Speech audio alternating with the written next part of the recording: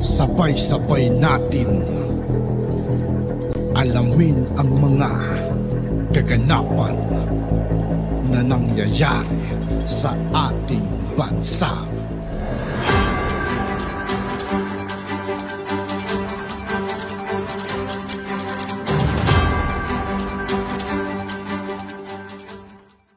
Yo, what's up mga kaibigan? This is I2K po again. Ngayon nandito ulit tayo sa channel ni Banat Kapanig TV. Dito naman ulit tayo magbibigay ng komento at reaksyon, kaya samahan nyo ako guys. Let's go! Ito ang balitang viral ngayon sa mundo ng social media. Senior Deputy Speaker Congressman Aurelio Dong Gonzales Jr. nagbitiw na sa partido PDP Laban bago nito banggitin ang pangalan ni dating Pangulong Rodrigo Roa Duterte na tinawag ang House of Representatives na pinakabulok na institusyon sa bansa. Pero bago ang lahat mga kapanig, kung bago ka sa lahat ng hindi pa nakasubscribe mga kaibigan kay Banat Kapanig TV, mag-subscribe na po tayo at huwag nyo rin pong kalimutan mag-subscribe dito sa aking channel. Pa lamang sa aming channel ay huwag kalimutang mag-subscribe at pakiclick na din ang notification bell para mas maging updated ka pa lalo sa lahat pa ng mga bagong videos na i-upload namin. At ito na nga mga kapanig, nagbitiw na sa partido politikal ng Partido Demokratiko Pilipinas Lakas ng Bayan o PDP Laban si Senior Deputy Speaker Aurelio Dong Gonzales Jr. Ginawa ng Pampanga 3rd District Representative ang hakbang bago niya pinangalanan ang dating Pangulo at PDP Laban Chairperson na si dating Pangulong Rodrigo Roa Duterte bilang ang taong tumawag sa House of Representatives bilang isang bulok na institusyon sa bansa. Sa pagnanais na maitala sa record ng Kamara ang konteksto kung bakit pagpapatibay ang House Resolution number 1414, tinanong ni Albay Representative Edsel Lagman kina Senior Deputy Majority Leader Representative Sandro Marcos at Pampanga Representative Dong Gonzales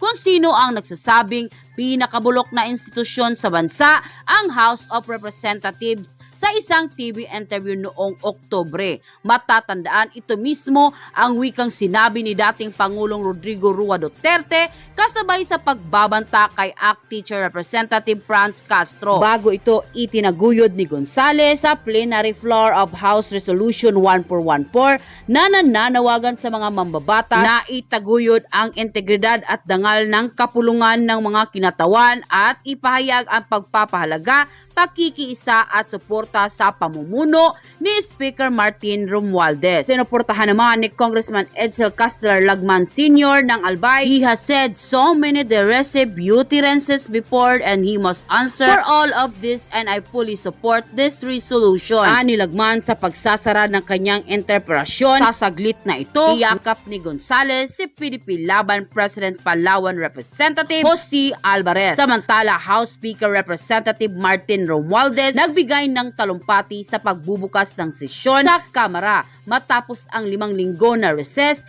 iginiit nitong handa siyang ipagtanggol ang institusyon laban sa umaatake rito at trabaho lamang ang ginagawa nila, walang personalan. Anya, tatayo ako laban sa sino man na mananakot sa atin para masunod lamang ang gusto nila. Titindig ako na tayong lahat para sa kapakanan ng bayan. Pagkatapos nito, nag-convene bilang Committee of the Whole ang House of Representatives upang ipasa ang House Resolution 1414. Ito ay bilang suporta sa pagsusulong ng integridad at reputasyon ng House of Representatives. Kasunod naman ito ay ang sunod-sunod na nagbigay ng kanilang manifestasyon ang mga mambabatas at political parties sa Kamara upang ihayag ang kanilang suporta kay House Speaker Martin Romualdez. Samantala, dating Pangulong Rodrigo Roa Duterte nagkomento sa issue ng resignation ng kasama niyang kongresista sa partido PDP Laban. Anya ng Pangulo, I respect his decision to go out of the party and I would encourage those who are not in tune with us or hindi nyo nagustuhan, you're always welcome to go out. Even if I remain to be the only one in PDP, okay lang sa akin. Wala namang problema even if ako lang ang maiwan sa PDP sa buong Pilipinas. okay na ako, wala akong dynamics dyan, unquote. Dagdag pa ng Pangulo na mahalaga din di umano ang prinsipyo sa usapin ng party politics. Bilang abogado, dating piskal mayor at presidente ng Pilipinas, mabigat kay Duterte ang usapin ng prinsipyo, isang katangian na dinala niya sa serbisyo publiko hanggang sa ngayon. Kaya naman nang lumabas ang balitang ito ay umani agad ng samut-saring komento mula sa marami sa ating mga kababayan na kung saan ay marami nga sa kanila ngayon ang di mapigilan ng kanilang sarili na maglabas ng kanilang hinaing at komento sa mundo ng social media. At ayon pa sa kanila, 1.6 billion haha, pero kay Sara na 125 million gusto nyong ipaliwanag, pero kayo certificate lang, okay na. Normal na yan sa politician and palipat-lipat ng party kung saan sila tiba-tiba. Tama naman si Pangulong Rodrigo Roa Duterte, ilabas niyo bawat congressman ang audit report para malaman ng taong bayan saan napupunta buwis ng mamamayan. Takot yan sa sarili niyang multo. Obviously, may kinurakot yan si Tamba, may tinatago. Ba't ayaw buksan? Alam na din. Nabuking. Malamang mga kaibigan kasi ayaw nila ipakita eh, di ba? Ganun naman talaga mga kaibigan eh. Kung wala silang may ipakita, malamang sa malamang may tinatago nga. Sa Kongreso at Senado kaya todo drama at palusot. Ilapag nyo na at maging transparent kayo para walang issue sa inyo. Pera ng taong bayan yan. Anong paninira tambaluslos ang sabi mag-audit kayong lahat or open your book? Bakit hanggang ngayon wala kayong maipakita? Anong ibig sabihin yan? Huwag epal mukha nyo nilagay pa sa ayuda ng DSWD. Maglagay kayo kung sarili ninyong pera mismo. Hindi nyo naman pera. End quote. Of our rules, Mr. President.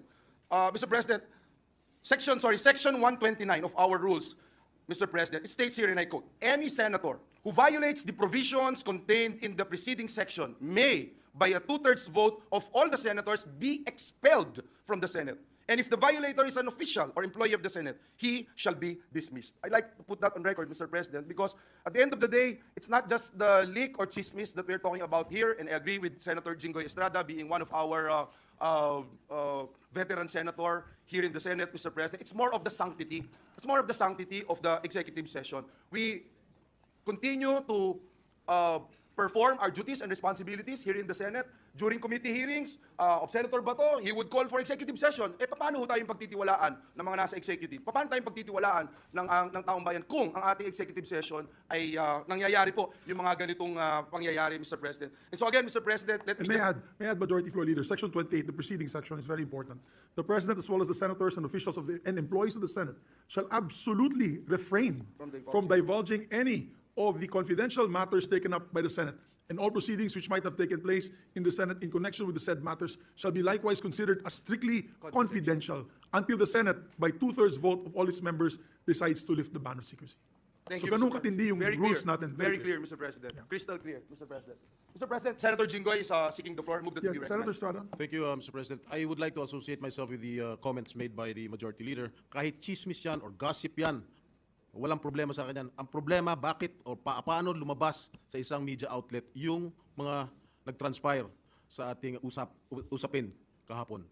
Yes. That is, for me, that is the most important thing. Thank you, Mr. President. Thank you very much. Senator, Minority Floor Leader? Senator Bato de la Rosa is seeking the floor. Maybe we can give the Minority Floor Leader first if you don't mind, Senator. Yes, Mr. President. The Minority Leader, Mr. Thank you, President. Mr. President. Ako nga, ngayon ko lang po nabasa, disappointed nga ako sa report eh. Kasi ang sabi doon na against ako sa restoration ng CF ng Office of the Vice President. Tama yun, pero kulang. Kasi kahapon ako sinasabi ko, tanggalin din ang intelligence fund ng Office of the President. So kulang yung report, ipakidagdag sa report. Kasi the Office of the President is is a civilian office, not an armed agency, and not a uniformed agency. So kulang po, pakidagdag na lang. You are not violating the rules because you're divulging your own position. Yes. So, yes, Senator Bato de la Rosa is recognized. Mr. President, it is very unfortunate that this kind of incident happened within our midst.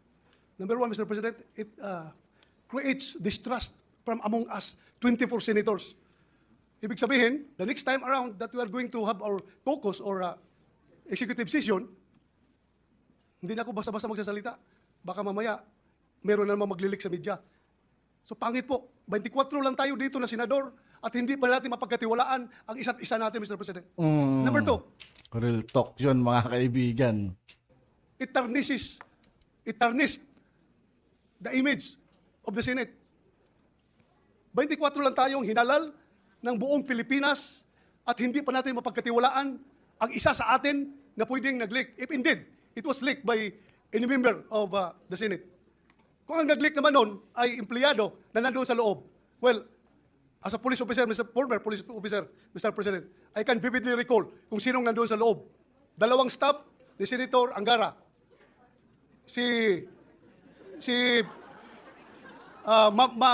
Mavic, Oh, Attorney Mavic. Attorney Mavic. At may isang kasama si Attorney Mavic na babae. So 4 silang nalaman ko na nandoon sa loob. Magprangkahan tayo dito. Dapat we have to made into account yung tao na responsable dito. At yun na nga mga kapanig, ano na ang At yun nga po mga kaibigan, dito po nagtatapos ang ating reaction video. Muli ako po si I2K ng Sundalo ng Dunggalo at 811. Maraming salamat sa patuloy na pagsuporta. Peace out.